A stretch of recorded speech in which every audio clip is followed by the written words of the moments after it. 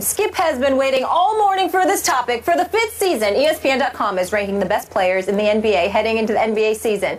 And the 25th through 21st players were revealed on Wednesday. Let me read those to you. Number 25, DeAndre Jordan, followed by Al Horford. At 23 is Tim Duncan, then Chris Bosh.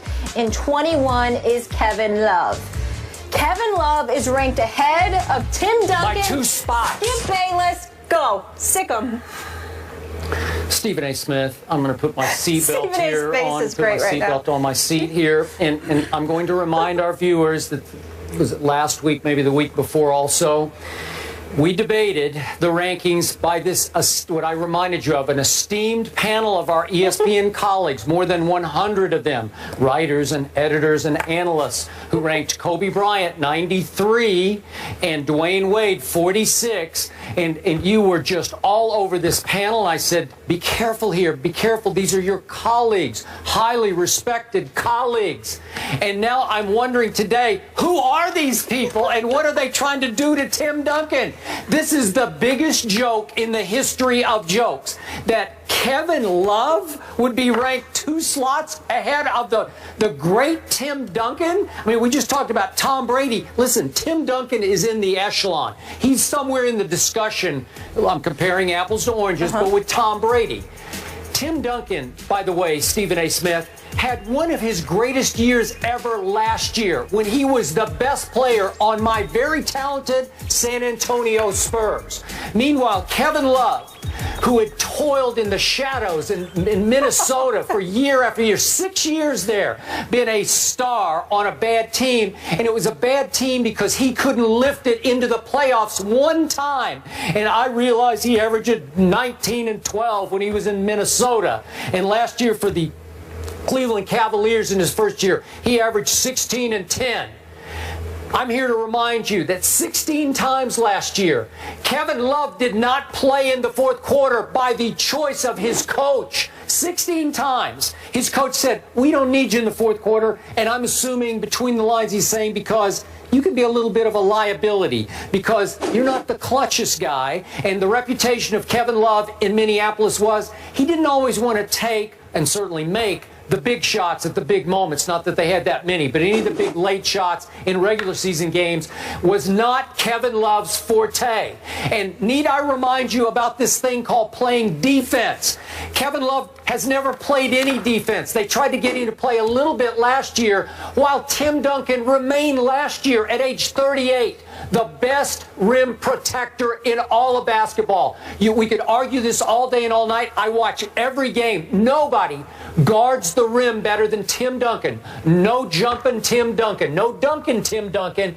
But he is so skilled, so savvy, so smart in his anticipation. With his incredible length, he will still change and block so many shots at the rim. He was masterful last year. He was the leader of this team, both as a performer and in the locker room and obviously in the huddles. He's as important to this team as Coach Pop is on an intangible level. He's it, man. He's the reason I'm going to pick the Spurs again. Obviously, they've added LaMarcus. LaMarcus wanted to play with Tim Duncan. He didn't want to play with Kevin Love. He wants to play with Tim Duncan. How could you? It's so disrespectful to Tim Duncan that you would rank somebody who's never proven a thing in this league, Kevin Love, 2 slots ahead of him. You can talk stats all you want. My eyes tell me that this is laughable and the all-time insult to an all-time great player who clearly has 5 rings, and God knows I could go on and on about all of his accolades.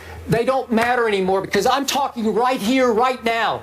Who do I want on my team? Tim Duncan or Kevin Love? Seriously, who are you going to pick in Rucker Park? I'm going to pick Tim Duncan and I'm going to beat your butt if you take Kevin Love. I'm going to scorch your butt. I'm going to run you off the floor with Tim Duncan because you won't be able to score in the lane on Tim Duncan. I have unleashed and I feel better. Thank you very much for letting me do that. I'm glad you got that off your chest. Last time we saw Tim Duncan, first thing was game 2 after they had lost game 1 by 15 to the Clippers in the first round. Second game, that age-old dinosaur known as Tim Duncan had dropped 28 and 11 on the Los Angeles Clippers. They won that game by 4 in Los Angeles.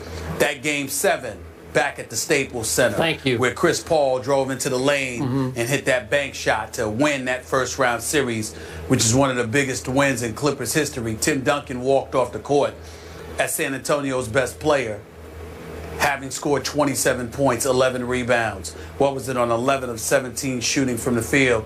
This is what he has done.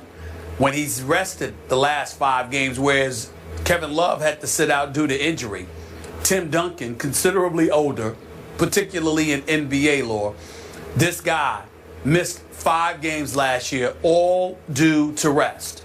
Voted to his 15th All-Star appearance. He's a 5-time champion, mind you.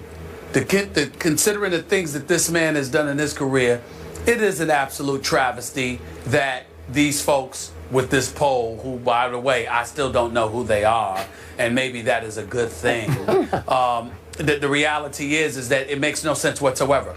If you know anything about the game of basketball, Tim Duncan, he's not the same player anymore with his back to the basket, Skip. He's an average post player in some people's eyes, but he's incredible off the pick and roll. Obviously, as a defensive presence, he's elite. A rebounder, particularly in traffic, he's elite. This guy can still do it all. His footwork is impeccable. He knows what he's doing. He's incredibly savvy. Kevin Love is not in Tim Duncan's class. Kevin Love can play. Kevin Love can ball. Kevin Love can certainly shoot 3-pointers. But at this juncture, considering his bevy of injuries, one will call Kevin Love simply a spot-up shooter in this day and age. Correct. And that's just about it, which is one of the biggest reasons why Tristan Thompson was raising holy hell about getting his money, and congratulating him for finally getting that 5-year, $82 million deal. The reality is that you need Kevin Love if you're LeBron James and the Cleveland Cavaliers, and it's not to treat Kevin Love like he can't play, because he can play, Skip. He's a really good player, and he's a very good shooter. He's just not in the same class as Tim Duncan. Not in skill, not in IQ on the basketball court, and clearly not in accomplishments. So I don't know what the hell this .com staff or individuals were thinking. But once again, rather than bloviate and get all demonstrative and bombastic and all of that, I will simply end by saying this. I have absolutely, positively no connection to the folks conducting this poll whatsoever. Even if they are ESPN, it has nothing to do with me. I disavow any connection with them whatsoever, with some of the names that they've put in elevated positions compared to some of the names they've diminished. Tim Duncan at 23, D. Wade at 46, Kobe Bryant at 93. It's downright embarrassing.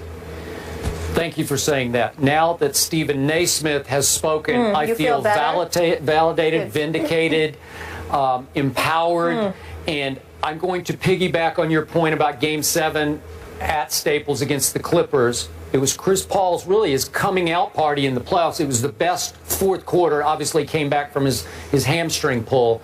But Tim Duncan was special down the stretch in that game. And after he got called for what I thought was a bogus foul, remember, where he jumped and caught himself a little bit and barely bumped into Chris Paul after he had shot the ball, after the ball was up in the air. And they called a foul. Chris Paul made his 2 free throws to put the Clippers ahead by 2. Tim Duncan goes right down to the other end, gets fouled, steps right to the line. He's never been the greatest free throw shooter, although he made 74% last year, which is pretty great.